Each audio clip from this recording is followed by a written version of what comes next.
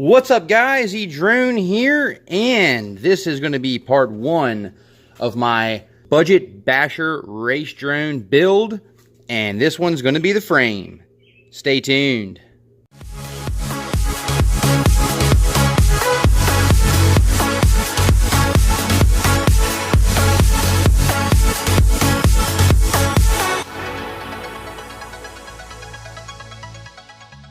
Alright, so the frame I chose is the F2 Mito. It's a 210 size racing frame, and you can see actually the box, it fits right in my hand. Check that out.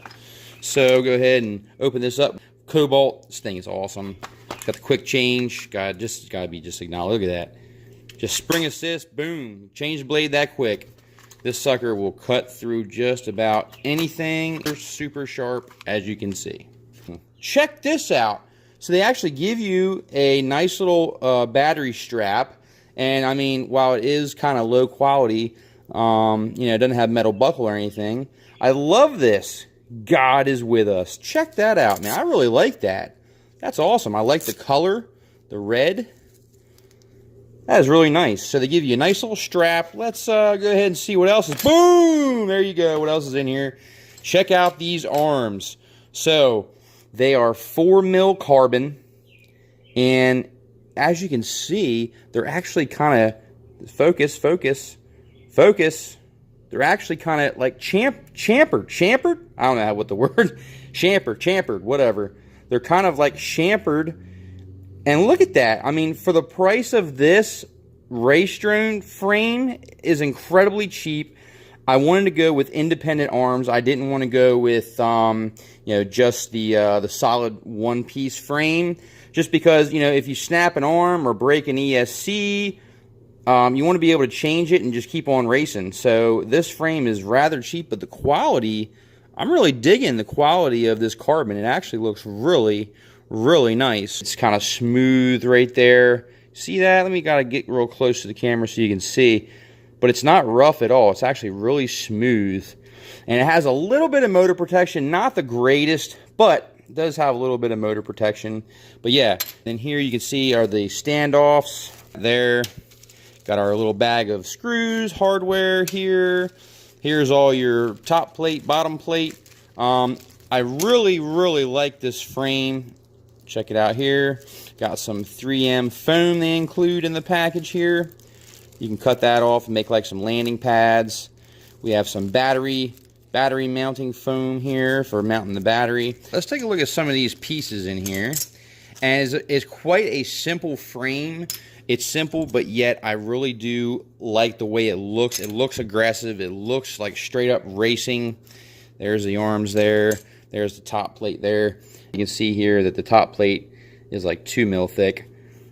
But it does look really nice. I love the little cutouts in there to save on weight. It's not the lightest frame, but it's definitely lighter than most of your freestyle frames. There's a top plate there. Here's another piece here for the camera. Got your camera mount here. But all in all, I really love these parts and these pieces. They don't give you any instructions, so yeah, there's like no instructions in the box whatsoever. But for the price, I think the price, I'm going to flash on the screen, but the price was super cheap. It was very affordable. So let's go ahead and get into building this race drone here. You can see here I got the bottom plate, and rather than using regular nuts, this is very clever. The metal piece actually has the threads inside, and it's all one piece. The holes line up on the bottom plate here. And then you just push the screws through and screw them in, and that's how it all tightens together. Very clever idea. Make sure you got a nice set of tools with you. I use my Dynamite RC toolkit here. The link will be in the description for this toolkit. I also did a video on this. Taking a look at the screws here, they are YFS screws, and you get 4 different length screws. YFS screws are a very good quality screw, and they are machined and they work great. Now we got all the parts laid out here. Got the right correct size driver, which is a 2mm. And we're going to go ahead and put our metal piece in here and line it up on the bottom plate. Next we have our base plate, and actually the arms get sandwiched in between the bottom plate and the base plate, just like a sandwich. And this gives it extra strength and rigidity as well, almost like the Martian 2 frame as well. And the medium-sized length screw is the screw we're going to be using for this. And once it's tight, it actually will be flush, and you won't see any threads sticking out. And they do tighten up very well. And you can see right here, the arms do butt up against one another to give it even more strength and rigidity. You can see that the way they're cut, they go up against one another and give you even more strength for crash protection. Now you're just going to put the 4 outside screws in to get the arms lined up. Once you get the 4 most outside screws in, you'll be ready to continue this build. I did find that all the screws fit nice and snug. The tolerances are tight, but not tight enough to where it doesn't fit together. It does fit together rather nicely. Now that we've got the 4 outside screws in, we are now done with getting the arms locked in, and we can now go ahead and add our 4 most inner screws. That's going to hold those arms in even better. And they just kind of line right up and screw all them down. And now this thing is solid. Just like this, it's solid. So they give you 2 length screws to use for your standoffs, for your flight controller and your power boards. They give you a long set and a shorter set, depending on how much thread you want sticking up. But look at that. Not even budging. I'm sitting here trying to flex it. No flex at all.